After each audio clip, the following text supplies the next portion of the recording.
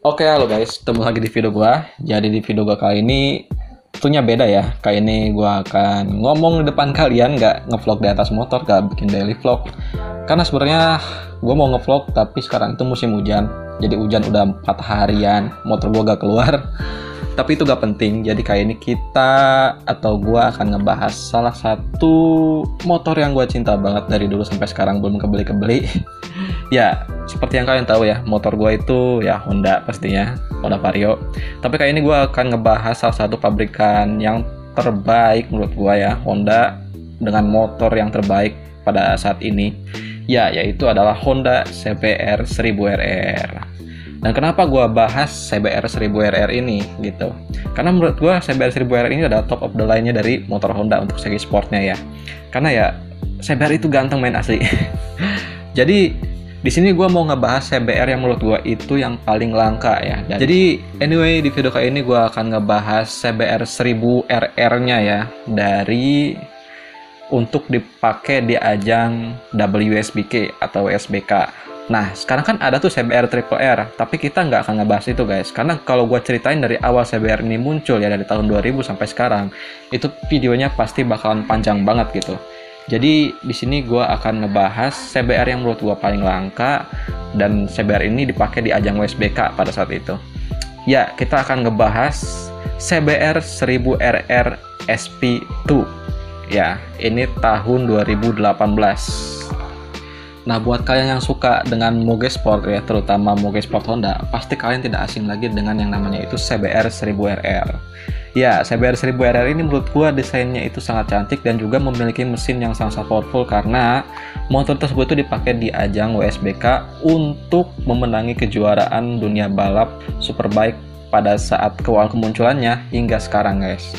Nah, CBR 1000RR ini ternyata punya kembarannya, yaitu punya edisi terbatasnya, yaitu CBR SP2. Karena sebelumnya kan SP1, sekarang jadi SP2, SP3 dipecat. Anda ya. Jadi sebenarnya CBR 1000RR ini yaitu merupakan bentuk keseriusan Honda ya diciptakannya. Karena pada saat itu ajang WSBK itu Honda yang SP doang ya, yang tahun 2014 yang seperti CBR 150, dia itu tidak memiliki kesempatan yang banyak di dunia WSBK. Jadi selalu ketinggalan. Akhirnya Honda serius membuat desain motor baru CBR FP1, dan akhirnya dipatenkan dan di launching tahun 2017. Waktu itu gue ingat itu di launching di Gias tahun 2017, dan unit pertama yang masuk ke Indonesia itu satu ya, dengan harga sekitaran 600 juta lebih, hampir 700 juta cuy.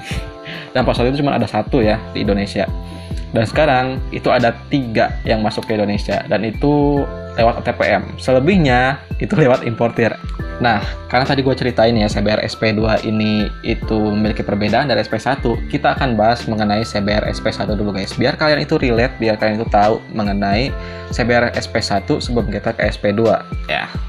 Oke, di sini gue mengutip dari beberapa blog yang gue baca ya. Terutama ini gue ngutip dari TMC Blog Indonesia. Makasih banget. Spesifikasi CBR 1000RR SP1 ini memiliki mesin dengan bornya itu 76x55 stroke-nya, menggunakan VGM FI pastinya, tapi di sini dia itu menggunakan VGM di SFI. Nah, engine-nya itu totalnya jadi 999 cc dan memiliki power sekitar 189 HP. Itu kondisi standar ya. Nah, kemudian ada suspensi juga, pastinya ini menggunakan suspensi dari Öhlins Electric ya, menggunakan kabel semi aktif yang masuk ke elektronika motor tersebut. Nah, motor ini juga menggunakan ban dari Pirelli Super Corsa ya, dengan ukuran roda depan itu 120/70 dan yang belakang itu ukuran 190. Jadi correct me if I wrong ya guys. Jadi kalau misalnya gua salah ya tolong dikoreksi di bawah. Setelah itu Honda memang bener-bener serius banget mau ikut ajang WSBK ya. Jadi akhirnya lahirlah CBR SP2 ini di tahun 2018. Nah, perbedaannya itu apa bang dari CBR SP1 ini? Oke, perbedaan yang pertama dari CBR SP1 ini, dia sudah menggunakan velg ya dari Marchesini Wheels, karena sebelumnya pakai aluminium alloy yang memang itu bisa dibilang ya velg bawaan pasti berat. Karena setelah diganti pakai Marchesini Wheels, dia itu diklaim katanya itu lebih ringan dari velg bawaan. Dan kemudian karena motor balap ya, Jadi dia itu dibikin racing kit, bahkan racing kitnya itu sampai 80 pieces. Dan karena tadi ada racing kit ya, jadi powernya itu diklaim naik sampai 199 HP plus. Jadi benar-benar hampir mendekati 200 HP. Itu benar-benar signifikan banget ya untuk dipakai di ajang balap gitu. Yang baru itu yang pertama dari EMU atau Inertial Control Unit, Suspension atau SCU. Sorry gue sambil baca ya karena gak begitu hafal juga mengenai spesifikasi motor tersebut ya. Kemudian suspensi yang pastinya dari Öhlins ya. Electronical juga, kemudian yang pasti cornering ABS dan power mounts. Nah, kalau dari berat ya yang gua ceritain awal tadi, kalau dari berat CBR ini sebenarnya berkurangnya itu gak drastis banget. Jadi berkurangnya itu hanya 2 kg saja. Dan tapi 2 kg itu benar-benar sangat berharga sekali di dunia balap guys, karena 1 gram saja di dunia balap itu sangat-sangat pengaruh sekali guys. Dan untuk power, perbedaannya itu 11 HP lebih tinggi daripada power bawaannya. Dan kalau dari kompresi mesin, tadinya kompresi mesin ini sebelumnya itu SP1. Jadi sebelumnya itu CBR ini itu dia memiliki kompresi 12 3:1. Dan sekarang naik jadi 13:1. Jadi benar-benar kalau dipakai harian ini benar-benar menyiksa banget coy, menyiksa mesin banget. Seperti yang gue bilang tadi, ini terbatas ya kenapa? Karena motor ini tuh cuman diproduksi 500 unit saja di seluruh dunia. Jadi kenapa dibikin 500 saja bang? Kenapa gak dibikin 1000? Kenapa gak dibikin 750 seperti moge-moge yang lainnya? Jadi kenapa motor ini tuh dibikin 500 unit saja?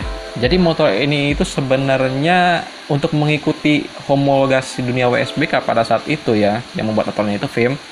Jadi FIM itu membuat aturan motor tersebut itu harus diproduksi sebanyak 500 unit sebelum akhirnya motor tersebut itu dipakai balapan di dunia WSBK. Jadi motor tersebut itu 500 unit sudah diproduksi dan motor tersebut tuh mengikuti di ajang WSBK. Akankah juara? Nggak juga. Prestasinya nggak begitu bagus juga. Tapi anyway, ini menurut gua motor yang paling sangat-sangat langka di CBR SP series. Nah, desas-desusnya CBR ini itu SP2 ya, yang SP2 ini itu sempet dijual sama tim balap WSBK karena mereka itu berpikir buat apa mempertahankan motor ini kalau misalkan mereka itu bisa berganti model ke model motor yang baru. Bingung gua. Dan ternyata CBR ini bener-bener dijual coy. Dulu dijual di salah satu blog yang gua baca di luar negeri, yaitu itu dijual seharga 500 juta. Itu untuk luar negeri ya. Kalau masuk ke Indonesia beda ceritanya lagi. Oke, ternyata cukup sekian ya dari gua. Karena di sini gua juga belajar ngomong di depan ini. Karena sebenarnya di sini itu gua pengen cek ombak dulu nih, apakah video ini rame atau enggak. Jadi mudah-mudahan sih rame. Dan gue akan bikin mengenai motor selanjutnya guys, gitu. Kalau misalnya kalian suka dengan video ini, jangan lupa like, comment, share, dan subscribe ke channel gue. Kalau misalnya ada masukan atau saran, silahkan komentar di bawah aja. Gue akan baca dan akan gue balas. So, see you on the next video guys. Bye-bye.